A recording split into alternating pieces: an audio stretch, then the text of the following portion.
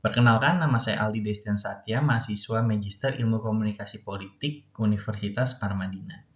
Pada kesempatan ini, izinkan saya untuk mempresentasikan analisis komunikasi politik sebagai pemenuhan tugas ujian akhir semester mata kuliah Komunikasi Politik di Era Digital dengan dosen pengampu Bapak Wahyutama, SOS, MSI, PhD. Pada presentasi ini, saya akan menganalisis salah satu komunikasi politik dari Bapak Presiden Prabowo Subianto terkait program makan bergizi gratis atau yang kita kenal MBG. Analisis dilakukan menggunakan 3 perspektif utama dalam ilmu komunikasi politik, yaitu teori post-truth, teori framing Robert Etnan, dan juga peran media sosial dalam membentuk opini publik. Ketiga pendekatan ini dipilih karena mampu menjelaskan bagaimana sebuah pesan politik tidak hanya menyampaikan sebuah informasi, tetapi juga dapat membangun persepsi, emosi, dan juga legitimasi terhadap kebijakan pemerintah.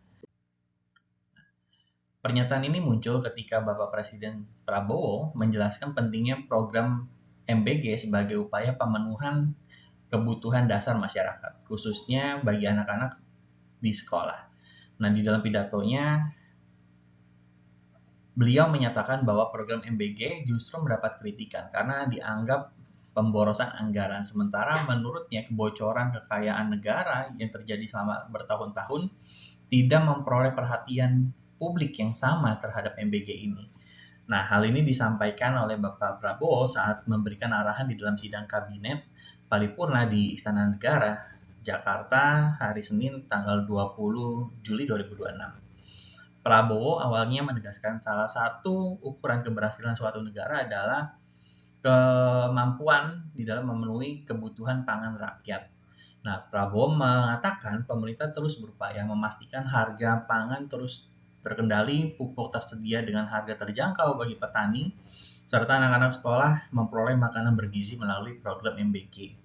Kemudian Prabowo menyoroti kritik yang terus dialamatkan kepada dirinya terkait pelaksanaan program MBG. Menurutnya program tersebut justru menyasar kepada yang paling membutuhkan. Nah, namun paradoksnya justru Prabowo membandingkan kritikan tersebut dengan minimnya sorotan terhadap kebocoran kekayaan negara yang menurutnya telah berlangsung selama bertahun-tahun ini. Nah, dari perspektif komunikasi politik, pernyataan tersebut menarik karena bukan hanya menjelaskan program pemerintah, tetapi juga membangun narasi mengenai ketidakadilan dalam kritik publik terhadap pemerintah.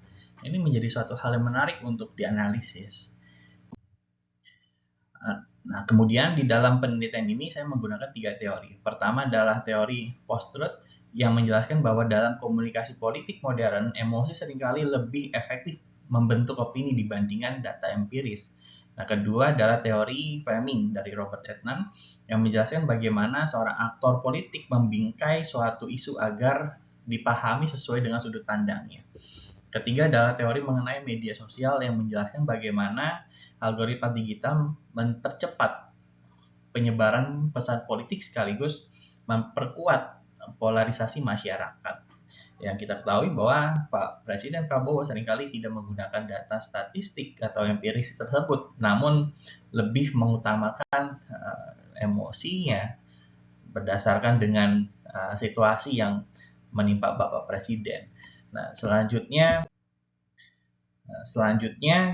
analisis post-truth. Menurut teori post-truth, keberhasilan komunikasi politik tidak selalu bergantung kepada kelengkapan data, tetapi pada kemampuan membangkitkan emosi masyarakat. Nah, di dalam kasus ini terdapat 2 emosi yang utama. Pertama adalah empati terhadap pemimpin yang merasa diserang. Kedua juga berkaitan dengan kemarahan terhadap dugaan kebocoran kekayaan negara. Itu yang menjadi dasar kenapa teori post-truth ini sangat relevan untuk dianalisis terhadap komunikasi dari Bapak Presiden terkait MBG ini. Nah, dengan demikian perhatian publik bergeser dari pembahasan teknis menjadi pembahasan teknis mengenai efektivitas MBG menuju persoalan moral, bergesernya ke sana. Nah, yaitu mengapa masyarakat lebih sibuk mengkritik program sosial dibandingkan mengawasi kebocoran negara. Nah,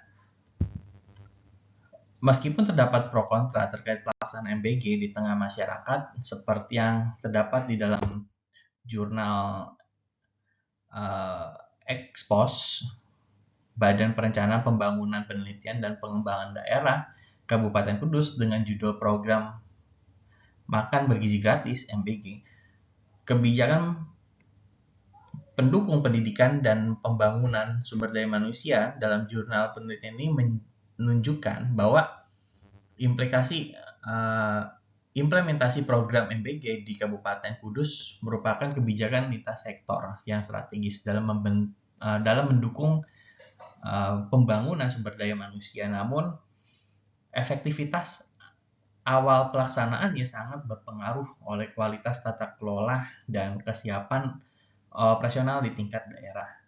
Nah, dan ini yang kita tahu di dalam pidatonya Pak Presiden, komunikasi yang disampaikan oleh Pak Prabowo dapat membangun emosi yang mengarah pada persoalan yang lebih serius. Nah, maka dari sini kita bisa lihat di dalam jurnal yang terdapat pada IPSSJ volume 2 nomor 2 tahun 2025 dengan judul Program Makan Bergizi Gratis, Kebijakan Pendukung Pendidikan dan Pembangunan Sumber Daya Manusia. Di situ dijelaskan bahwa menurut data WHO tahun 2022 terdapat sekitar 148 jiwa anak di bawah usia 5 tahun di seluruh dunia yang mengalami stunting. Sementara sekitar 30 juta anak mengalami kelebihan berat badan. Nah, UNICEF di tahun 2023. Fakta ini menandakan bahwa masalah gizi merupakan isu global yang serius, terutama bagi anak-anak usia sekolah yang berada dalam fase pertumbuhan yang cepat. Nah, jadi memang Pak Presiden secara idealisnya berdasarkan pengamatannya yang menjadi penting di dalam kemajuan Indonesia ini adalah pemenuhan gizi, karena berdasarkan datanya secara tidak langsung juga menunjukkan seperti yang dikatakan oleh WHO itu. Nah, maka dari itu sehingga dapat dipahami bahwa MBG menjadi persoalan kesejahteraan dan pemenuhan gizi bagi rakyat. Meskipun memerlukan anggaran yang besar, tetapi tujuan dari Pak Presiden mulia gitu. Namun di sisi lain, kritik daripada para pakar menunjukkan ketidakadilan untuk Pak Prabowo, karena para pengkritik hanya fokus menyoroti anggaran untuk MBG yang dikatakan boros, tetapi tidak menyelidiki kasus-kasus yang lebih merugikan negara yang menguat dari Indonesia. Nah, itu yang menjadi analisis yang menarik di dalam penyampaian Pak Prabowo. Nah, kemudian ketika dianalisis menggunakan teori framing, Prabowo mengkonstruksi 3 makna utama. Pertama, MBG tidak dibingkai sebagai pengeluaran negara, melainkan investasi untuk meningkatkan kualitas sumber daya manusia. Kedua, kritik terhadap MBG dibingkai sebagai sesuatu yang tidak seimbang jika dibanding dengan besarnya kebocoran negara. Nah, ketiga, perhatian publik diarahkan kepada isu korupsi dan kebocoran kekayaan negara sebagai persoalan utama, sehingga fokus pembicaraan bergeser dari evaluasi MBG. Walaupun memang kita ketahui di dalam pelaksanaan MBG terdapat masalah-masalah teknis di dalam distribusinya gitu. Namun secara dasar pemikiran Pak Prabowo, MBG ini menjadi satu penting di dalam memajukan sumber daya manusia ke depannya. Sebagai generasi penerus, Prabowo ingin setiap generasi muda, anak-anak muda mendapatkan gizi yang cukup sehingga menjadi yang cerdas dan bisa berkontribusi besar untuk Indonesia. Nah, kemudian ketika kita analisis lagi menggunakan mode framing Adnan, kita dapat melihat 4 tahapan. Pertama, masalah didefinisikan sebagai kritik yang berlebihan terhadap MBG. Jadi Pak Prabowo merasa ya keberatan ketika memang MBG ini dikritik padahal tujuannya mulia, walaupun sebenarnya memang ada masalah-masalah di lapangan, tetapi ini bertujuan untuk memberikan gizi yang cukup untuk masyarakat. Nah, kedua, penyebab masalah diposisikan sebagai ketidakseimbangan perhatian masyarakat. Nah, ketiga, secara moral, pemerintah menempatkan pemenuhan kebutuhan pangan sebagai kewajiban negara.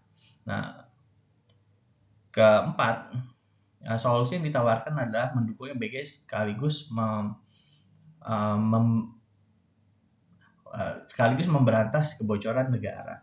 Jadi baiknya memang para pengkritik dalam artian di dalam hal ini ya berperan untuk selain mengawasi MBG juga yang diharapkan juga masyarakat terlibat juga di dalam mengawasi segala aspek yang terjadi dan mendukung program MBK ini. Dengan demikian pidato tersebut tidak sekedar menjelaskan kebijakan tetapi juga membentuk cara publik memahami persoalan. Nah, jadi di dalam pidato tersebut juga Prabowo secara tidak langsung menyuarakan bahwa terjadi banyak permasalahan di negara ini sehingga janganlah hanya berfokus pada MBG yang sejatinya ini adalah program yang sangat baik gitu. Hanya saja memang membutuhkan pengawasan yang lebih baik lagi gitu. Dan diharapkan memang yang program lainnya itu juga dapat diawasi oleh masyarakat pada umumnya. Nah, kemudian media sosial memiliki karakteristik yang berbeda dengan media konvensional. Platform digital lebih menyukai konten yang singkat, emosional, dan kontroversi. Nah, kalimat seperti saya diserang atau ribuan triliun menguap merupakan contoh sustainable yang mudah dipotong menjadi video pendek disebarluaskan. Gitu. Akibatnya, sebagian besar masyarakat lebih mengenal kutipan tersebut daripada keseluruhan pidato Pak Presiden gitu, daripada isi pidato Presiden yang menjelaskan program tersebut.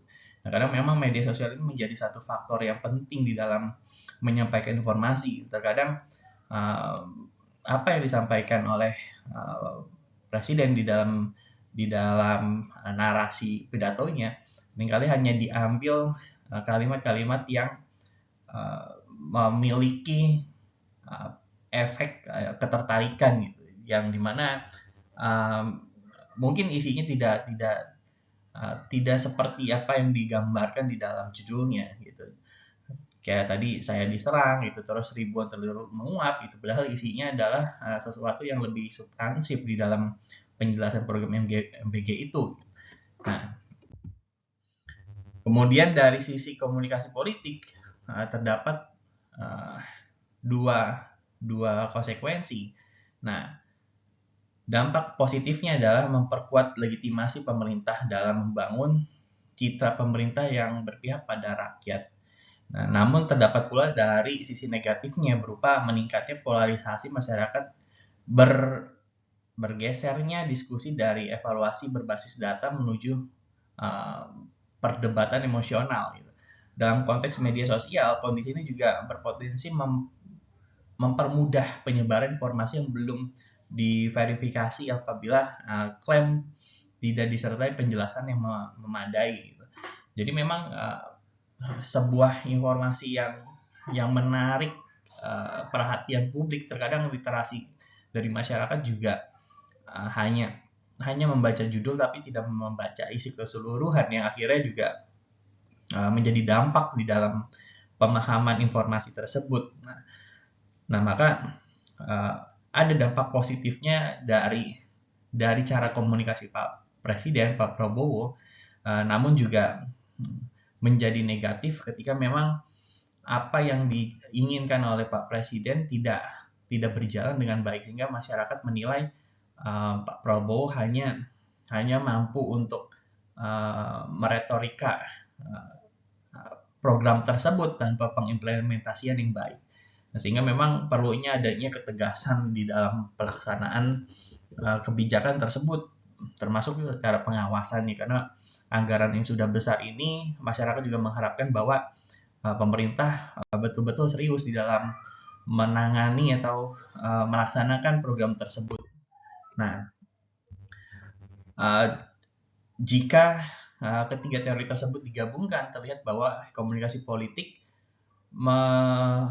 berlangsung melalui satu proses. Pesan awal dibangun menggunakan framing tertentu. Framing tersebut kemudian diperkuat melalui unsur-unsur post-truth seperti emosi, terus juga moralitas gitu. Selanjutnya, media sosial mempercepat penyebaran narasi melalui algoritma yang mengutamakan engagement. Pada akhirnya proses tersebut mempengaruhi pembentukan opini publik dan legitimasi terhadap kebijakan pemerintah. Memang ini menjadi satu hal yang menarik ketika post-truth itu berkaitan dengan